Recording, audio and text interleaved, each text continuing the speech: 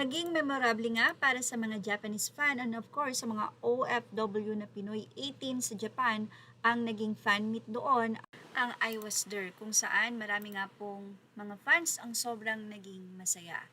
Isa sa mga naging highlight ng event ang performance ng SB19 ng kanilang kantang Wakas.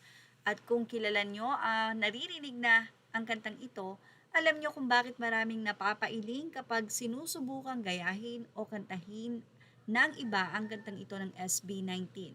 Bukod kasi sa napakaganda ng rendition, ng sentiment, ng melody at ng lyrics ng kanta ay napakataas ng nasabi nga pong kantang ito. Matagal nang may mga grupo ng magkakaibigan na sumusubok kumanta ng wakas na ina-update nila sa social media.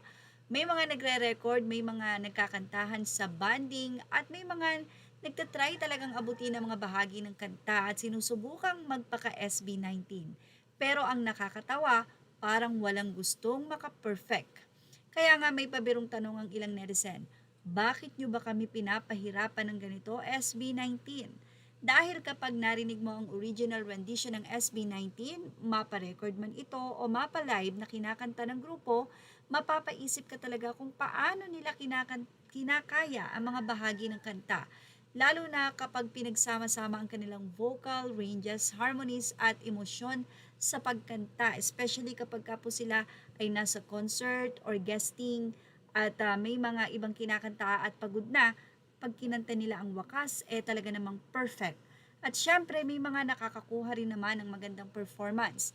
May mga kaibigan or magkakaibigan na nagtutulungan, may mga nag adjust ng tono at may ilan talagang malapit ng makuha ang kanta. Pero ayon nga sa mga netizen, iba pa rin talaga kapag SB19 mismo ang kumanta at marinig nila ito.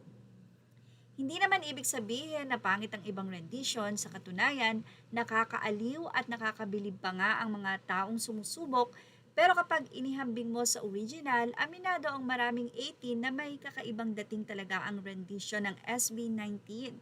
At iyon ang isa sa mga dahilan kung bakit naging espesyal ang performance nila ng wakas sa Japan. Hindi lang basta pagkanta ang ipinapakita nila, naroon ang kanilang vocal control, harmony expression, at chemistry bilang grupo and then the emotion. At higit sa lahat, ramdam mo na talagang pinaghandaan nila ang bawat bahagi ng kanta.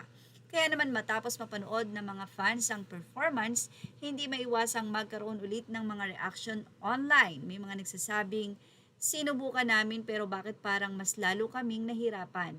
At may ilan namang nagsasabi na kaya pala SB19 ang kumanta, hindi pala biro ang kantang wakas. Pero sa huli, magandang bagay rin ito dahil pinapakita kung gaano kalaki ang impact ng musika ng SB19. Kapag ang isang kanta ay sinusubukan ng mga magkakaibigan, kinakantahan sa banding at nagiging challenge sa mga netizen, ibig sabihin nakakalikha ito ng connection at memorable experience para sa mga tao. At kapag SB19 naman mismo ang umakyat sa stage, doon natin nakikita kung bakit sila ang original. Marami nang sumubok, marami nang nag-record, marami nang nag-challenge. Pero sabi nga ng mga netizen, may makakakuha man ng perfect rendition ng wakas syempre. Iba pa rin ang original, ang mismong kumanta nito ang SB19. Kaya 18, kayo naman, nakanta nyo na ba ang wakas kasama ang barkada o hanggang intro pa lang, sumusuko na kayo? SB19, bakit nyo ba kami pinapahirapan? At yan ang ating Showbiz Snap Update. Images are all credit to the rightful owners. Please like, share, and subscribe. Thank you for watching Showbiz Snap.